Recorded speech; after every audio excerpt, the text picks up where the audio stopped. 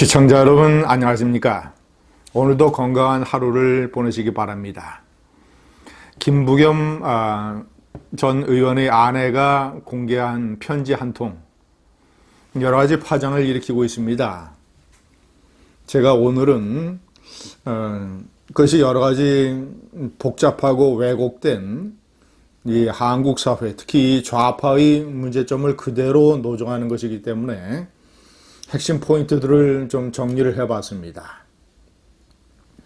첫 번째, 이 편지를 쓰게 된 동기가 친문 세력, 대깨문 세력이 김부겸 전 의원, 민주당의 대표 경선 후보죠.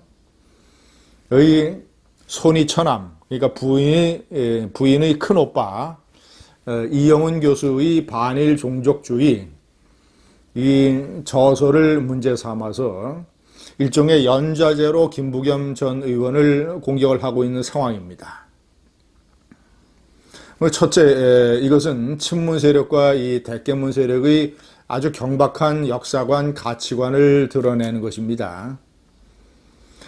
우선 이영훈 교수의 반일 종족주의가 위안부라든가 징용 문제를 부풀려서 선동해서 과장되게 정치적으로 이용을 해먹으려 하는 반일 세력들, 이 세력, 그리고 일제의 식민지 통치가 한반도의 근대화에 어느 정도 긍정적인 영향을 미쳤다라고 하는 식민지 근대화론, 이런 것들, 의당학자로서 정당하게 제기할 수 있는 이런 문제, 그리고 현재 한국 사회를 지배하고 있는 이 반일 선동에 대한 날카로운 비판과 반박, 이런 것으로서 이영훈 교수의 이런 관점과 어떤 이 연구 업적은 한국의 역사학계에서 중요한 일종의 하나의 공간을 차지하고 있는 것입니다. 사실은 이런 식으로 연구와 토론이 계속이 돼서 현재 이 사회를 지배하고 있는 정말이지 반일 종족주의가 나라의 미래를 어떻게 망치고 있느냐, 이런 것에 관한 공론화가 진행이 돼야 되고, 좌파는 자신들의 어떤 이 반일 광풍을 반성을 하고 반일 종족주의가 주려고 하는 메시지를 신중하고 겸허하게 들어야 됩니다. 그런데 반일 종족주의를 또 다른 반일 광풍으로 매도하는 이런 작태의 일환으로서 연좌제라고 하는 말도 안 되는 전 근대적 유물을 끄집어내서 김부겸 전 의원을 공격을 하고 있습니다. 물론 일부 친문, 일부 대깨문들, 이런 사람들의 경박한 가치관을 우선 드러낸 것이다. 자, 두 번째, 이런 상황에서 남편을 돕기 위해서 김부겸 전 의원의 아내 이유미 씨가 장문의 편지를 공개를 했습니다.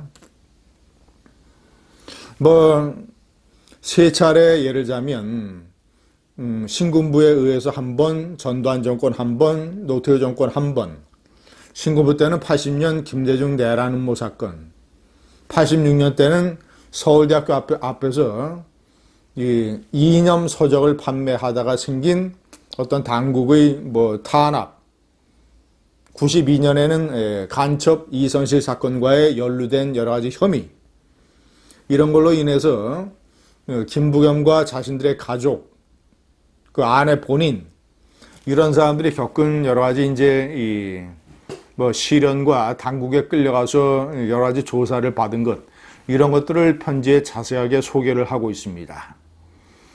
그것은 나름대로 일종의 친문 세력, 대깨문 세력의 이해를 바라고 일종의 동정표를 구하는 이런 측면이 있으니까 저 하나의 선거 전략으로 저는 이해를 합니다. 그러나 큰오빠 이영훈 교수 때문에 남편이 곤혹스러운 처지에 있다라고 표현을 함으로써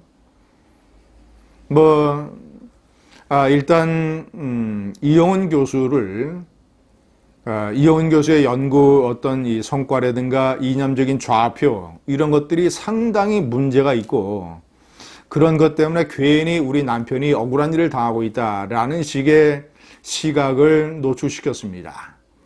저는 이것은 김부겸 전 의원의 아내가 잘못 판단한 것이라고 생각을 합니다.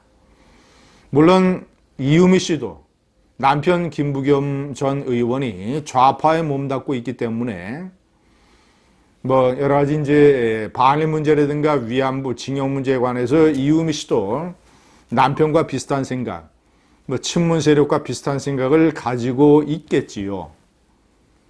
설사 그렇다 하더라도 큰오빠의 나름대로의 이념과 사상, 역사관, 가치관, 그리고 우리 사회에 정당하게 받아들여져야 되는 어떤 반일 종족에 대한 비판적 연구, 이런 것들을 존중하는 태도를 보여야지, 오빠가 잘못된 길로 가고 있는 바람에 내 남편이 지금 현재 당대표 경선에서 표가 불리한 곤혹스러운 처지에 놓여 있다 라고 얘기하는 것은 여러 가지 역사관이나 가치관이나 아니면 어떤 이 형제간의 도의, 이런 걸로 봤을 땐 잘못된 언행이라고 저는 생각을 합니다.